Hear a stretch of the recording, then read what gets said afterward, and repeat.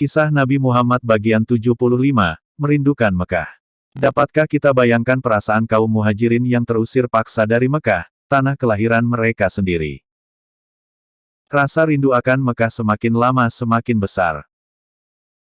Banyak sekali hal yang membuat kaum muhajirin merasa demikian sebab Mekah bukan sekedar tempat lahir, melainkan juga merupakan kota yang luar biasa. Di Mekah terdapat Ka'bah, rumah Allah yang dibangun oleh Nabi Ibrahim, tempat para penduduk dan bahkan seluruh orang Arab berziarah. Kewajiban berziarah ke Ka'bah sudah begitu mendarah daging dalam diri orang Arab, baik itu Muslim maupun bukan. Kewajiban suci itu tidak bisa dilepaskan begitu saja, meski orang Quraisy pasti akan mencegah kedatangan setiap Muslim. Selain itu, di Mekah masih tertinggal keluarga yang mereka cintai walaupun masih dalam kehidupan syirik karena menyembah berhala. Keluarga inilah yang sudah sangat ingin mereka ajak ke dalam kehidupan Islam. Di Mekah pula masih tertinggal harta benda dan barang perdagangan yang disita Quraisy tatkala mereka berhijrah. Rasa rindu kaum muhajirin pada Mekah semakin besar karena mereka telah keluar dari kota itu akibat tindakan keras Quraisy. Bukan menjadi adat orang-orang Mekah untuk menyerah terhadap ketidakadilan tanpa melakukan pembalasan. Bahkan Rasulullah sendiri tidak kuasa melupakan Mekah. Di Mekah sana terkubur jasad Khadijah, kekasih yang sangat beliau cintai. Tidak ada negeri yang lebih beliau sayangi melebihi Mekah, tanah tumpah darah yang menimbulkan begitu banyak kenangan. Suatu hari, seorang lelaki datang berhijrah dari Mekah. Ia menemui Rasulullah dan Aisyah. "Bagaimana situasi Mekah saat kau tinggalkan?" tanya Aisyah. Laki-laki itu menggambarkan keadaan rumah-rumah, padang-padang tandus, jalan, pasar-pasar yang hiruk-pikuk, serta bunga-bunga yang tumbuh di tepi jalan menuju perbukitan. Suaranya penuh pilu dan sedih. Kerinduan Rasulullah begitu memuncak sehingga kedua mata beliau berkaca-kaca penuh linangan air mata. "Cukuplah, jangan kau bangkitkan kerinduanku," demikian ucap Rasulullah. Namun, di tengah kerinduan dan beban berat mengurus umat, Rasulullah juga dibahagiakan dengan pernikahan putri bungsunya. Fatimah Az-Zahra. Gelombang-gelombang orang-orang munafik. Salah satu tokoh paling berpengaruh yang ada di Madinah adalah Abdullah bin Ubay bin Salul Al-Aufi, salah seorang dari Bani Al-Hubla. Sebelum dan sesudahnya orang-orang Al-Aus dan Al-Khazraj tidak pernah menjadikan pemimpin lain selain Abdullah bin Ubay bin Salul. Sampai akhirnya Islam datang.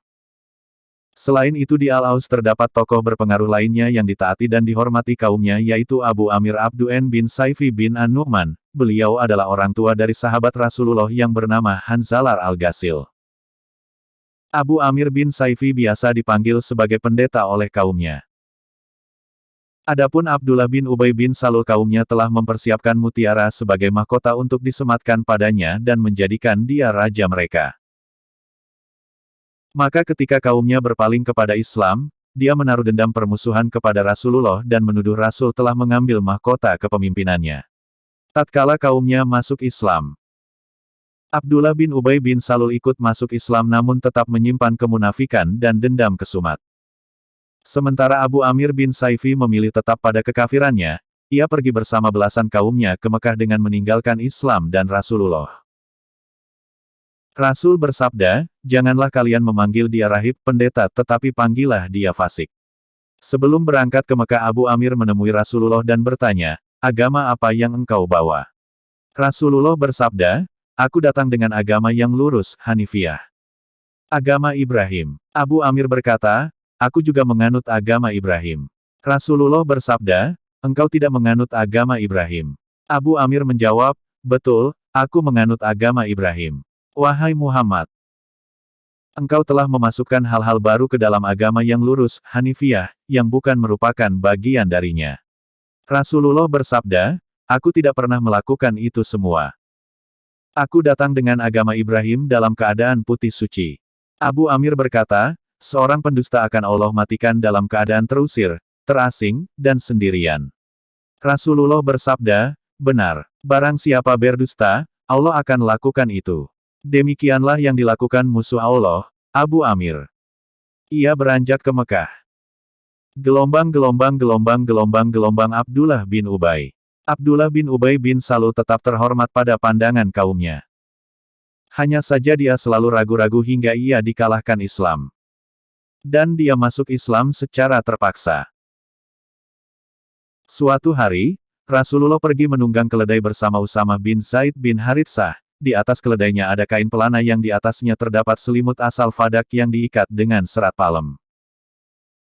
Rasulullah berjalan melewati Abdullah bin Ubay bin Salul yang sedang bernaung di bawah benteng kecil yang bernama Muzahim.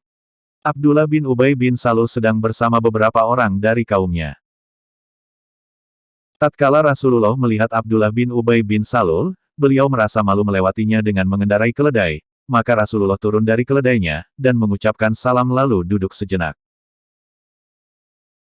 Rasulullah membacakan Al-Quran kepada Abdullah bin Ubay bin Salul, dan mengajaknya kepada agama Allah, mengingatkannya tentang Allah, memberi peringatan keras, memberi kabar gembira, dan ancaman padanya. Abdullah bin Ubay bin Salul diam 1000 bahasa.